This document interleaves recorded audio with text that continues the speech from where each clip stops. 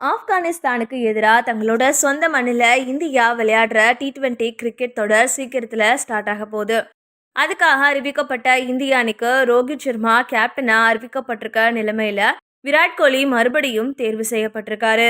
கடைசியா நடந்த 2022 T20 உலக கோப்பையில தோல்வியை சந்திக்கிறதுக்கு ரோஹித் சர்மா, ராகுல், தினேஷ் கார்த்திக் போன்ற சீனியர் பிளேயர்ஸ் சுமாரா செயல்பட்டது முக்கிய காரணமா அமைஞ்சது. அதனால அவங்கள கழட்டி விட்டு ஹர்திக் பாண்டியா தலைமையில புதிய பிளேயர்ஸை கொண்ட இளம் அணியை 2024 T20 உலக கோப்பையில BCCI களமிறக்க முடிவெடுத்திருக்கிறதா செய்திகள் வெளிவந்துச்சு. இருந்தாலும் தற்போது ஹர்திக் பாண்டியா காயமடைஞ்சிருக்கதால மறுபடியும் ரோஹித் சர்மா தேர்வு செய்யப்பட்டிருக்காரு. அதனால ரோஹித் மற்றும் விராட் கோலி 2024 T20 உலக கோப்பையில விளையாடுறதுக்கான வாய்ப்புகளும் பிரகாசமாகிருக்கு. இந்த நிலைமையில ரோஹித் சர்மா மற்றும் விராட் கோலி போன்ற பிளேயர்ஸ் மறுபடியும் தேர்வாகி இருக்கிறதால கடந்த ஒரு வருஷமா வாய்ப்பு பெற்று சிறப்பா விளையாடிய பிளேயர்ஸுக்கு 2024 T20 உலக கோப்பையில வாய்ப்பு கிடைக்காதுன்னு முன்னாள் பிளேயர் தீப் தாஸ் குப்தா ஏமாற்றத்தை வெளிப்படுத்தியிருக்காரு.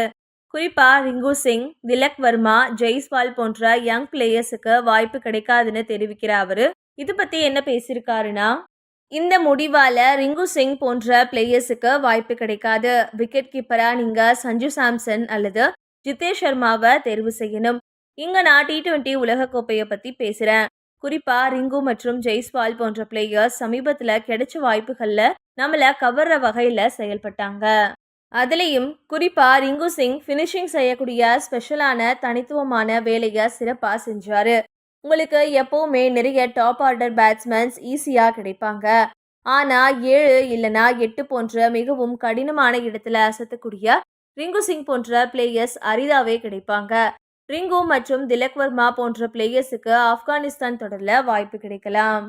ஆனால் அதுக்கப்புறம் ஹர்திக் பாண்டியா, சூரியகுமார் யாதவ் போன்ற பிளேயர்ஸ் வரும்போது கண்டிப்பாக ரிங்கு மற்றும் திலக் வர்மா போன்ற பிளேயர்ஸுக்கு வாய்ப்பு கிடைக்காதுன்னு சொல்லியிருந்தாரு.